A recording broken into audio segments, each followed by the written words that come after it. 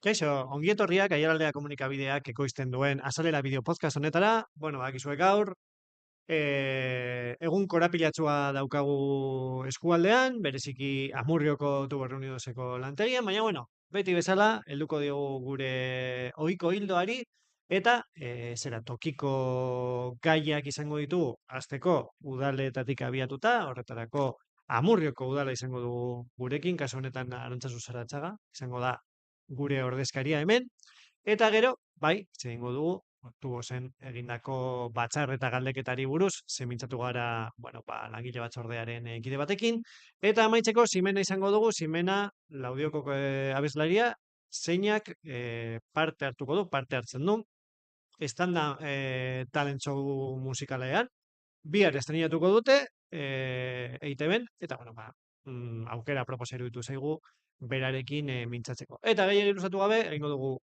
segundu gutxiko etenaldia, eta zuzenen Arantzazuekin sartuko gara, bueno, egin behar dizkiegun galderak lantzera.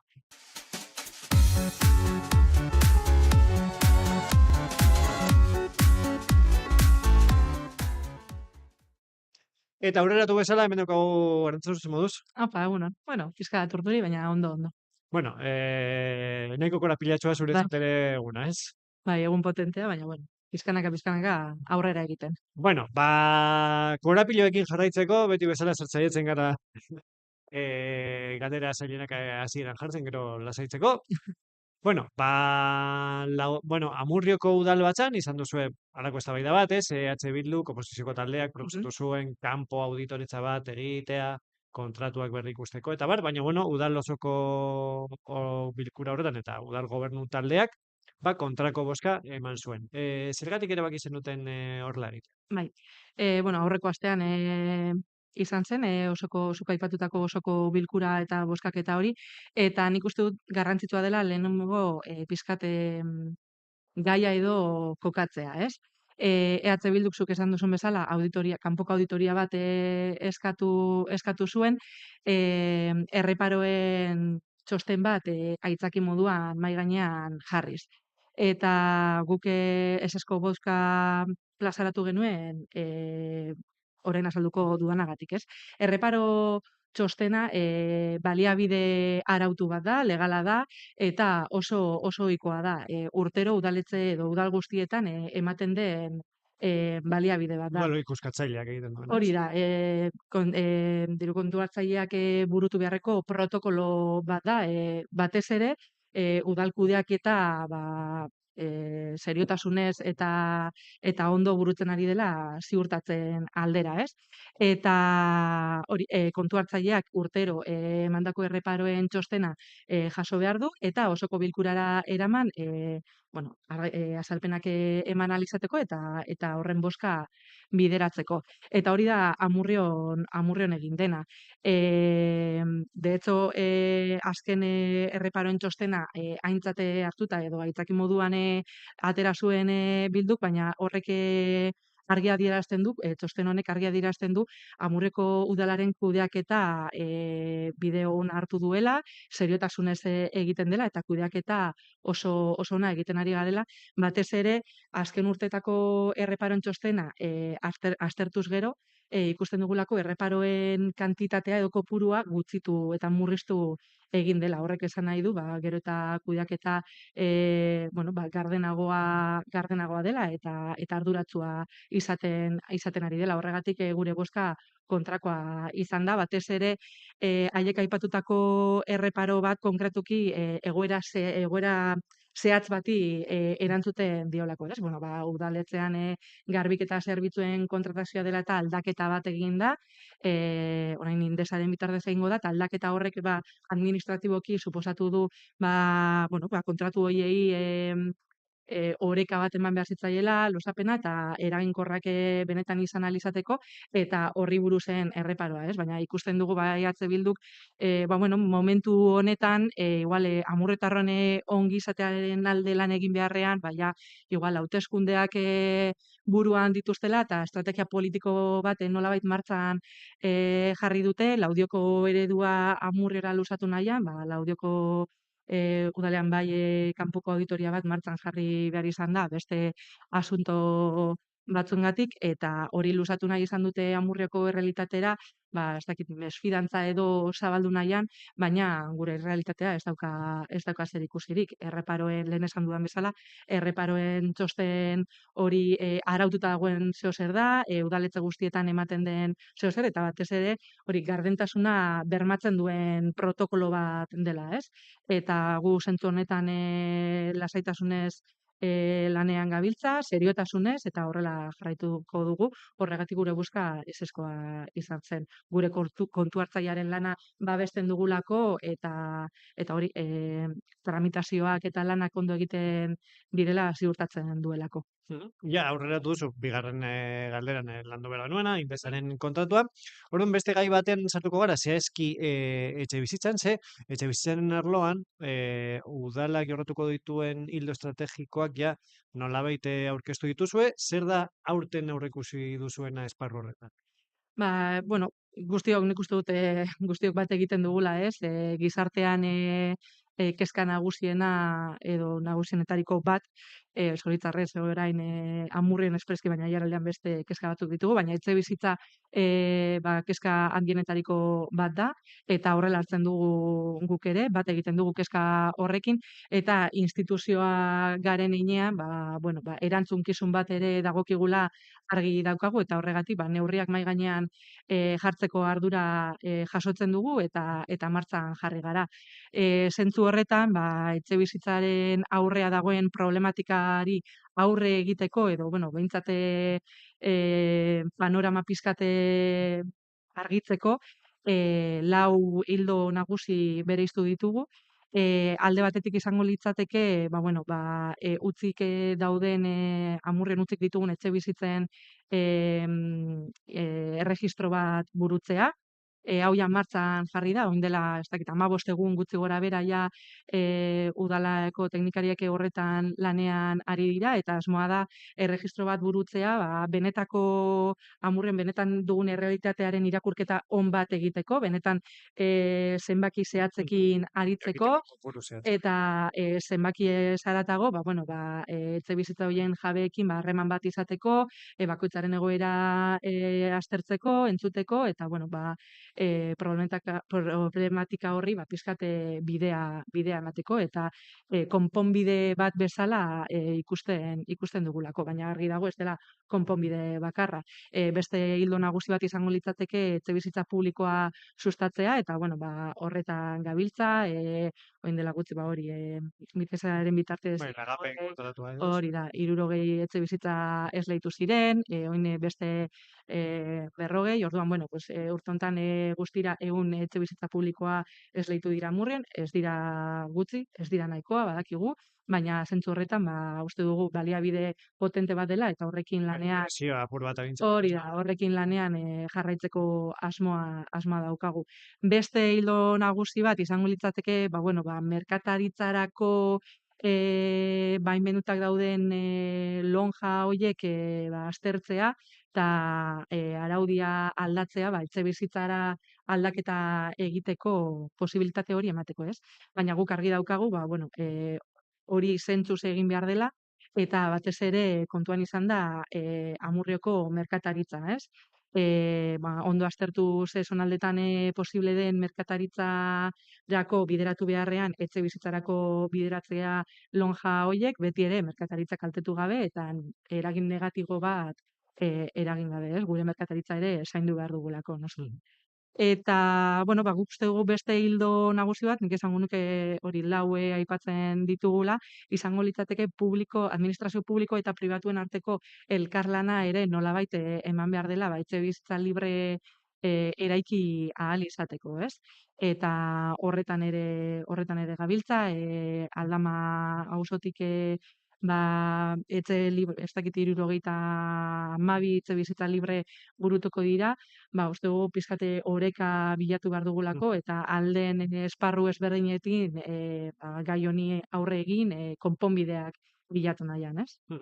Eta gero badago beste gai bat ere, errola sozialarena, Amurreko udalak aurkeztu dio proposamen bat, ez? Aiaraldeko kuadrillari. bai. Gero zer da zehazki planteatu duzune, eta nola aurreikusten duzue tresna hori aktibatzea Amurrioko udaletxe?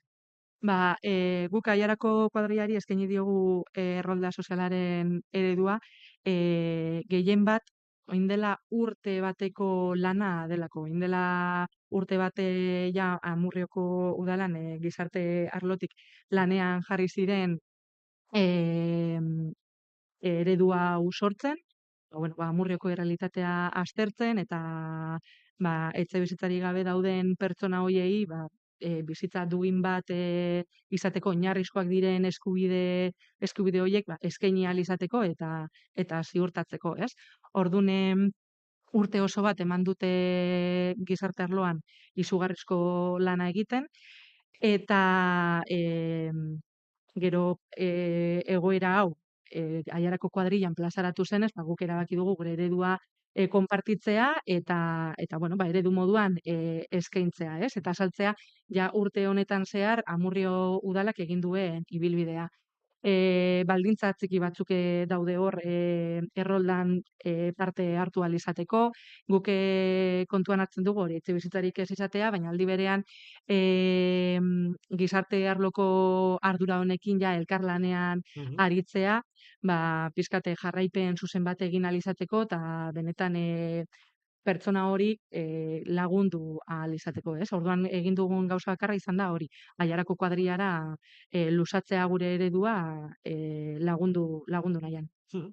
Eta gero, bueno, tamalez, gaur zeharka agertuko den gai bat daukagu hemen dela, Tubos Reunioneseko egoera, hartzeko den konkursoan sartu dute, zuzendaritzako kidek aste honetan bertan. Ez dakit zein balorazio egiten duzun, eta ze urrats eman aldituen udalak kasu honetan. Suposatzen dut oso txikiak direla. Hemen egon nintzen azken egunean justo gai honi buruz ere hitz egin genuen, uste dut lehenengo galdera izan zela eta komentatzen genuen pizkanaka konpontzen doan eta tamalez ikusi dugu egoera muturreraino joan dela, espero genuen emaitzarik okerrena mahai gainean jarri dutela eta ja ez bakarrik udala edo instituzio moduan gu ere modu pertsonalean oso hunkituta gaude emandako erabakiarekin. Guretzako hasieratik lehentasuna langileen ondoan egotea izan da, haiei gure babesa eskaintzea. Horrela adierazi dugu Eusko Jaurlaritzarekin egin diren bilera guztietan presente egoten, Foru Aldundian egin diren bilerekin presente egoten, Amurreko alkateak ere etzerra Europara joan zen, eskuetan eskuragarri genituen aukera guztiak edo ate guztiak behintzat jotzeko asmoarekin, hori, konponbideren bat bilatu nahian, ez? Ez bakarrik instituzioekin, komitearekin ere bildu izan gara, elkartu izan gara, azkena izan zen aurreko ostiralean edo Amurrioko enparantzan elkarteratzea egin zutela eta udaletxera sartu ziren, momentu horretan etzerra ez zegoen, baina zuzenean deitu zuen berak komiteko ordezkariei eta hurrengo egunerako ja bilera bat astelehenerako bilera bat adostu zuten eta udaletxean egon ziren. Orduan, gure babesa hasieratik plazaratu dugu, adierazi dugu, eta momentu honetan horrekin jarraitzen dugu, ez? Gure babesa adierazten. Guretzako ezinbestekoa da eta gure lehentasunik nagusiena da lanpostu guztiak zaintzea, mantentzea, ez galtzea bat ere ez, eta tubos ez ixtea. Eta, ez dakit horren panorama honen aurrean oso kezkatuta gaude, espero dugu inbertsore serioren bat, proiektu berri on bat eskaini alduen inbertsoreren bat agertzea, eta esan dudan bezala, batez ere langile guztiak babestuak izatea. Mhm. Gaur goizean ere egun potentea izan dute haiek ere, ez da egun erraza izan, pizkanaka, nik uste dut orain garrantzitsuena dela talde moduan denok norabide berean lan egitea, amaiera ahalik eta, gehien aukertu ez dadin, ez? Mhm. Eta, bukatzeko eta beste gako batean hitz egin da. Aurkeztu duzu berriki, bermute eguna, Ez dakit zehar patu dezakezu. Ja daukazu ere txakolin eguna, orain bermut eguna, badirudi aste potenteak Orain dituzula. arte ja jakina zen txakolin munduan aditua ginela, ez? Eta hor daukagu txakolin eguna, ja berez bere pisua duela eta bueno, egutegian markatuta dugun eguna dela, baina horrekin batera orain bermute eguna agertu da eta zergatik egun hau martzan jarri, bueno, guk uste dugu gure edo amurrion bereziak diren gauza horiek zaindu behar ditugula edo gure tradizioak diren gauza horiek zaindu behar ditugula balorean jarri, goraipatu eta garrantzia eman, ez? Eta bermut horren adibidea da. Euskal Mailan bermut ekoizle fabrika bi besterik ez daude eta biak amurrion daude, ez? Atza eta Barañano. Eta guk uste dugu haiek egindako urteetan zehar egindako lana goraipatu behar dela eta merezi duen lekua eskaini behar diogula, eta amurren harro egon behar garela dugun altzor txiki hoiekin, ez? Eta hori da egun honen helburua. Maiatzaren 24an ospatuko da amurrian, maiatza hilabete potente da gure herrian. Eta bueno, egunean zehar ekintza oso ezberdinak izango ditugu plazan, herrian zehar. Adibidez, Marianito lehiaketa potente bat izango dugu, epaile famatuekin, oso jakintsuak. Orduan, bueno, ekintza ezberdinak, zapore berriak dastatzeko aukera izango dugu, eta batez ere, Atza eta Barañano gure herritarrak direnentzat, babesa adierazi eta urteetan eta familian egindako lan hori bere lekuan jarri, ez? Eta merezi duen errekonozimendua eskaintzea. Ederto, geratuko gara bermut egunarekin, beste gauza batzuekin baina. Aurten lehenengo edizio izango da, baina espero dugu urteetan mantentzekoa, hori da. Ederto, mil esker erantzazu, Zuri. gurekin egoteko tartetxo hori atertzeko, zu ere egun gora beratsua izan duzu, eta ziurrenik laster arte. Bai, mila esker, ondo segi. Eta, bueno, amurriotik atera gabe, orain, mintzatuko gara, eskainiko dizuegu, hain zuzen, Amurrioko lantegian, gaur goizean, egindako elkarrizketa.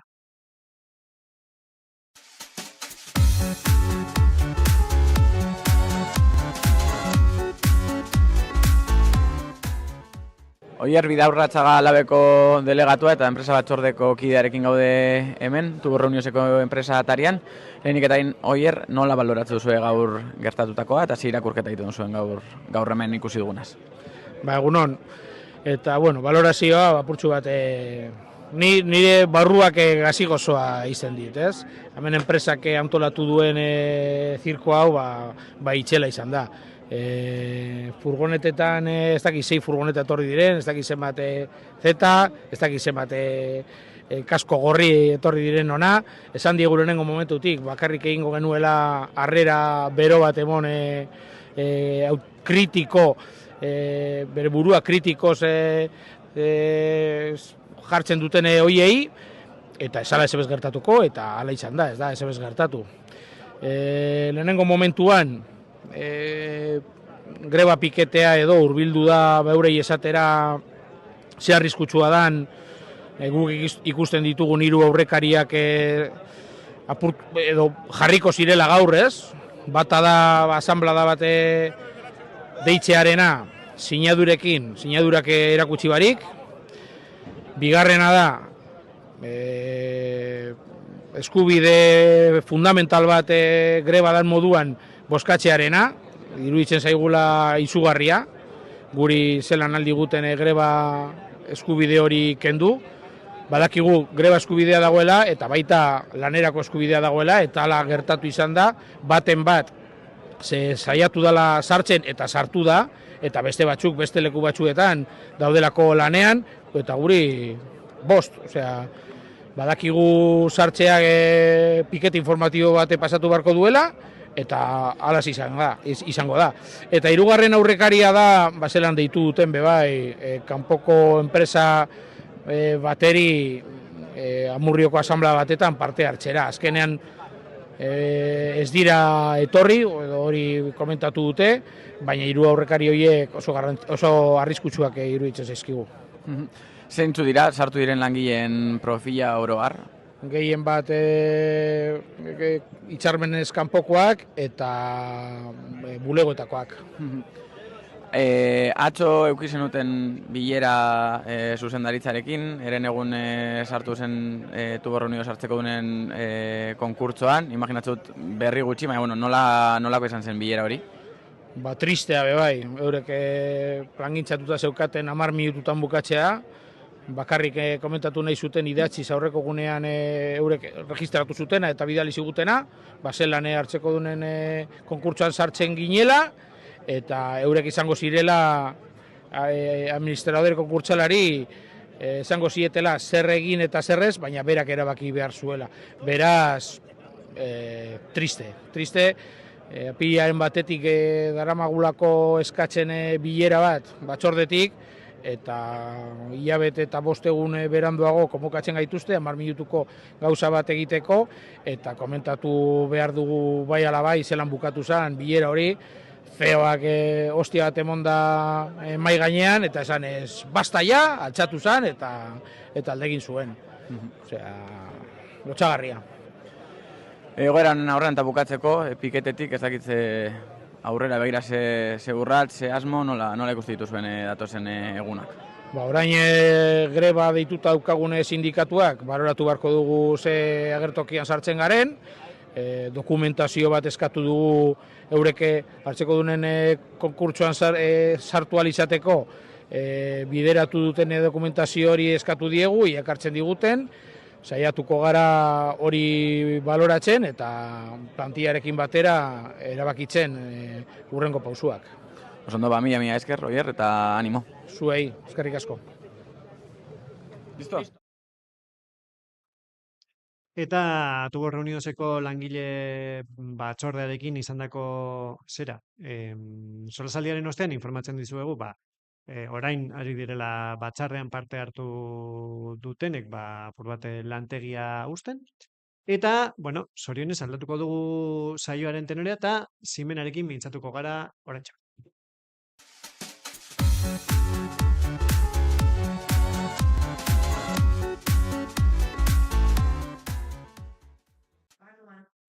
Eta agindu bezala, orain, Aiaraldean laster izar bilakatuko zaigun Simenarekin mintzatuko gara, gaizo Simena zen moduz? Kaixo, super ondo. Ondo. Bai.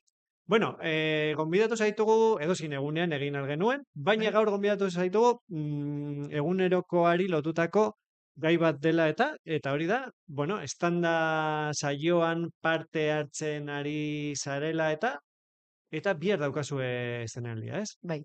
Bihar maiatzak 8, estreinaldia emoten da, hori 8. edizioa estreinatzen da bihar. Gauz, pixkat urduri, hori bidea oin ematen ari dugu, eta izaten da ari da ibilbideat nolabait ezberdina ez genuna espero, baina hori kideen artien dau kristolako familia oin montaute, eta bihar maiatzak 8 laneko gala estreinatzen da 9 ETV baten, así que espero dugu sekulako audientzia eta sekulako ikuskizunak izetea. Bai. Eta nola erabaki zenuen parte hartzea, ze hau da, talent showek daukate ere apur bat, Bai. ez dakit elkar bizitza, esposizio maila handia, gauza nahiko biziak dira, nola erabaki zenuen parte hartzea? Niri deitu zidaten eta komentatu zidaten hori programa bat zegoela, ni nun nino ez ikusi, baina bai izena nekiela, ze hurbileko jendiak bai aurkeztu direzela tola, baina ez nintzen inoiz burutik sekulako ideiari pasau, eta deitu zidaten, Ximena apuntatu, eta super gustora, talako gauzak superpolitak direzela zure bidea aurrera eroateko, eta zan nun, aukera bakarrak direz bizitzan, eta izan liteke nire urtia bertan egoteko, eta la izan zan, jo nintzen kastinera, aurrera botata, eta super ondo, benetan, bai.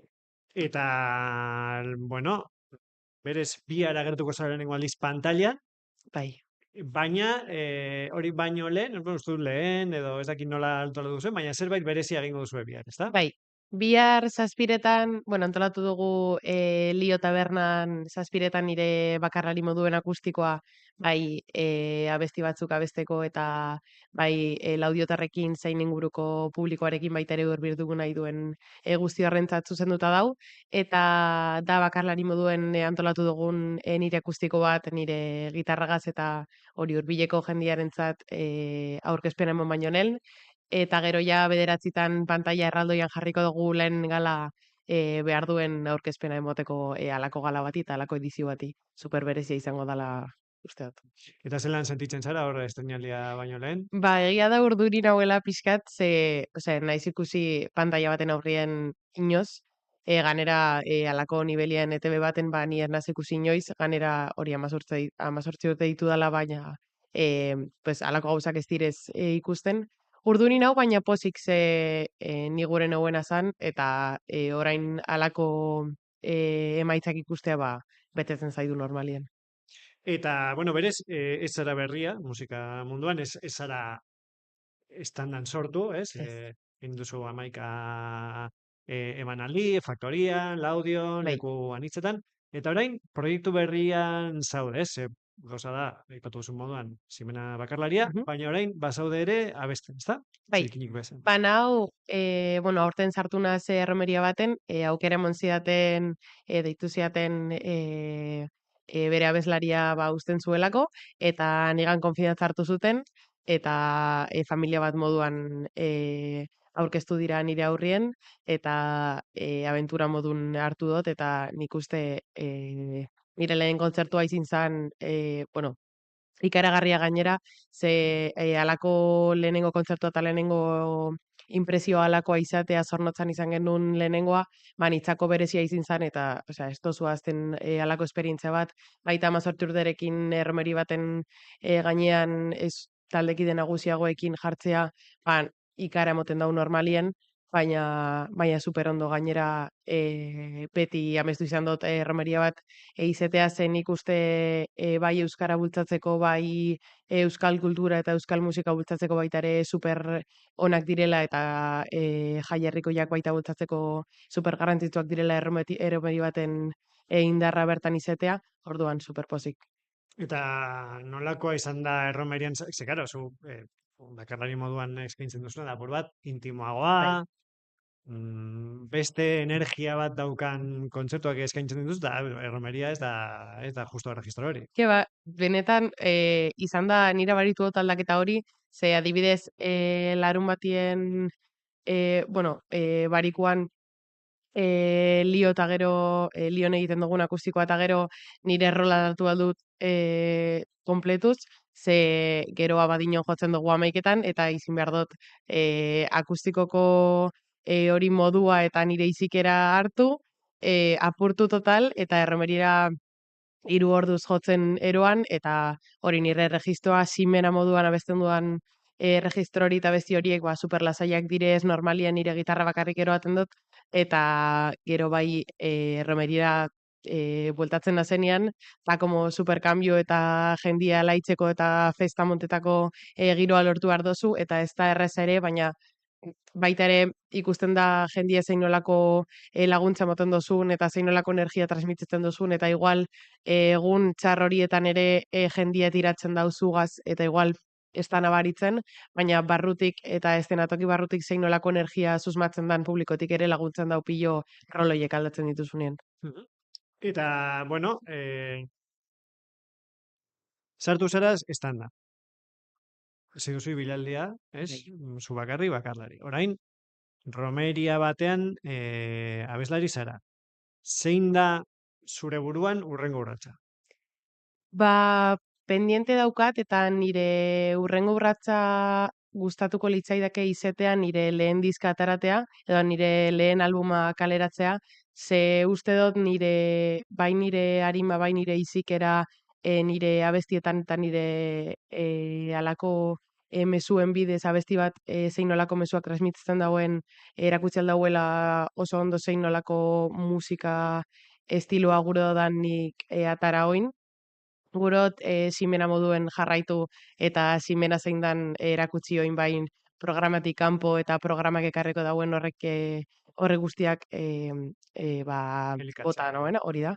Eta bai, gurot nire album pertsonala atara, eta nire musika ibilbidearekin jarraitu, oportunitate txiki horiek aprobetxatzen, eta hori da, datorrela, pozik, eta hori euskaraz ni gurot nire lehen albuma euskaraz egitea, eta euskara hori eta Euskal Herrian entzuten dan musika hori baita indartzea ere, eta Euskal Herrian dauden artista huts horiek indartzea baita ere musikaren industrian. Eta amaitzeko hasierako galdera izan behar zen agian, baina zergatik sartu da Ximen abentura honetan, musikaren abentura honetan? Ximenaz izan abesten, 5 urte zituela gitxo gara bere, igual gitxi hau, eta bezbatzetan hasi nintzen, nola, abentura moduen, txikia zara, eta nire gurasoak apuntatu zidaten, eta iruditu zitzaidan, gehien betetzen ninduna hori zala, musika zala, eta hasi nintzen, abesbatzan igual soloren bat ematen zidaten, eta ni disfrutatzen nuen gehiena zan, eta hortik aurrera nire gitarra hartu nun 7 urte nituela, eta orain horrekin jarraitzen dut, nire gitarra rosa nire identitatea markatu dauela, orduen nire gitarraekin jarraitzen dut nire gauzak egiten, eta hori txikian nintzenetik musikarekin zein nolako konexio berezia izin nun, eta orain horrekin jarraitzeko bidea komiletartien erraz jartzen ari diatela, eta zein nolako aukerak emon dizkiatela, horiek aprobetxatuz nire bilbidea uste dut halako gauzetan bai nire izikera eta nire pertsona 100% betetzen dela. Edo, Ximena, mil esker gurekin egoteagatik. Zuei, Espero dugu bihar estreinaldi bikaina izatea. ea bai. Eta, bueno, animatzen dugu jende guztia, bihar, emanaldi hori ikustera, eta baita ere, kontzertua ikustera hurbiltzera, El Dio tabernara. Eta, bueno, badakizue, Aiaraldea eskualdean gertatzen den guztia jasotzeko eta jarraitzeko gure webgunea duzuela, aiaraldea.eus, eta zehazki, asteburua antolatzeko orduan, agenda ere izango duzuela. Orduan, esan dagoa, Ximena, mil esker. Bai, zuei eskerrik asko. Hori, Eta ondo izan, ikusiko gara, pasa. bai, eskerrik asko. Agur.